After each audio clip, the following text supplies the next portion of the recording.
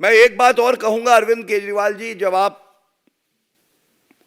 आंदोलन करते थे, भ्रष्टाचार एक प्रमुख मुद्दा बनाते थे और आप ही के शब्द हैं, आप कहते थे कसम मुझे परिवार वालों की, मैं राजनीति में नहीं आऊंगा। आप आ गए। कसम मुझे अपने बच्चे की, मैं कांग्रेस से समर्थन नहीं लूंगा। आपने लिया। अगर किसी पे आरोप लगे तो तुरंत इस्तीफा दे दो। मेरे पास ट्वीट है, मैं निकाल सकता हूं। लेकिन आपकी याददाश्त मजबूत होगी, ये उम्मीद है। मैं आज ये पूछना चाहता हूं, अगर आपको किसी बात का डर नहीं है तो दूध का दूध और शराब का शराब हो जाने दीजिए ना। तो मैं मोदी जी को कहना चाहता हूं, मोदी जी, अगर केजरीवाल भ्रष्टाचारी है तो फिर इस दुनिया के अंदर कोई ईमानदार नहीं है। मुद्दा भ्रष्टाचार है ही नहीं, मुद्दा भ्रष्टाचार की जांच है ही नहीं, मुद्दा शराब घोटाला है ही नहीं।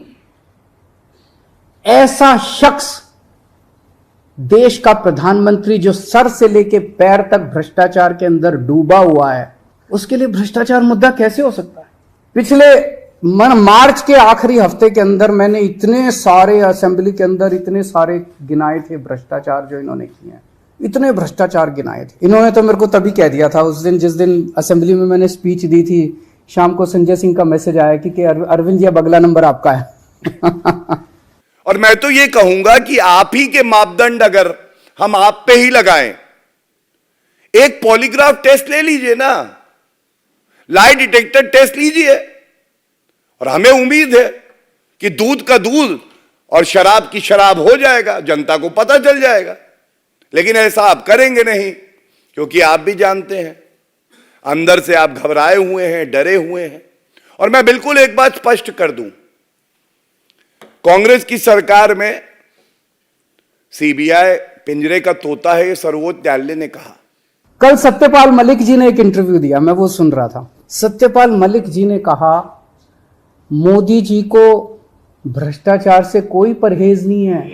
ये मैं तो नहीं कह रहा हूं, ये तो उनके अपने गवर्नर कह रहे हैं। सत्यपाल मलिक जी कौन है? सत्यपाल मलिक जी मोदी जी के बहुत खास लोगों में गिने जाते थे। उन्हें पहले उन्होंने जम्मू कश्मीर का गवर्नर बनाया, फिर उन्हें गोवा का गवर्नर बनाया, फिर उन्हें मेघालय का गवर्नर बनाया। उन्होंने कहा कि मेरे जो इंटरेक्शन हुए मोदी जी के साथ, उसमें पता चला है कि मोदी जी को भ्रष्टाचार से किसी तरह का परहेज नहीं है। उसी इंटरव्यू में उन्होंने कहा कि इन लोगों के कुछ मुख्यमंत्री हैं जो भ्रष्टाचार करते हैं, खूब पैसे इकट्ठे करते हैं, लेकिन वो सारा पैसा मुख्यमंत्री अपने पास नहीं रखते, वो पैसा ऊपर भेजते हैं और वहां से वो पैसा उनकी दोस्त की कंपनियों के अंदर इन्वेस्ट होता है। लेकिन आज सर्वोच्च न्यायालय ने मुहर लगाई है कि सीबीआई ईडी अपना कार्य कर रही है, उन्हें अपना कार्य करने दिया जाए।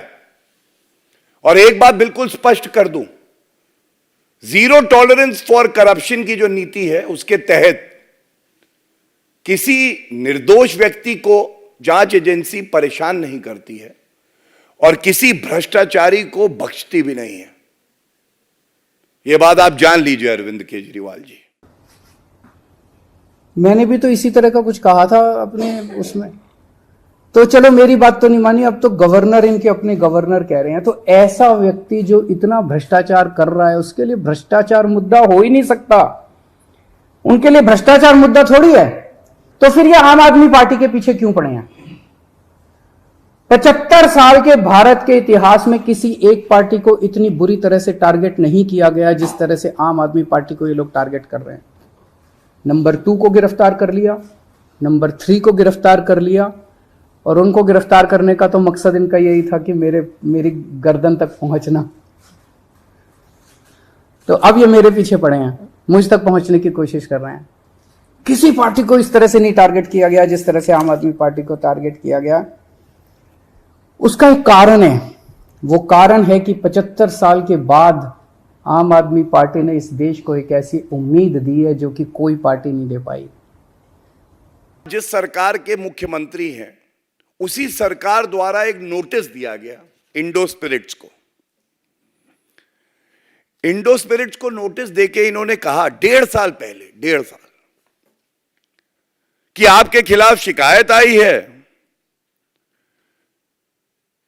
और ये समीर महेंद्रू वही व्यक्ति हैं जिनसे विजय नायर बात करा रहे थे कि आपकी कंपनियां जो है ये ब्लैक लिस्टेड कंपनियां हैं, आप कार्टेल चला रहे हैं, ब्लैक लिस्टेड कंपनियां हैं।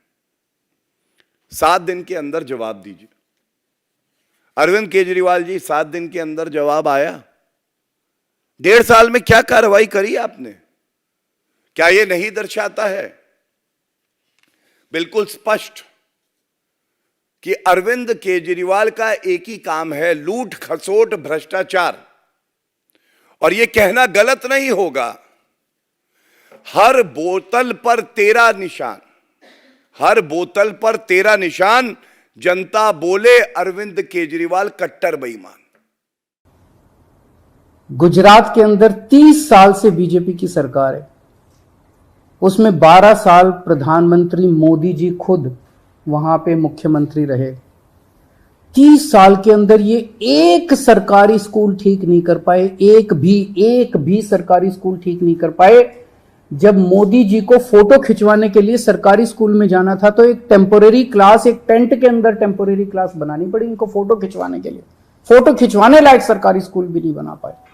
और 5 साल के अंदर दिल्ली के हमने सारे सरकारी स्कूलों का कायाकल्प कर दिया।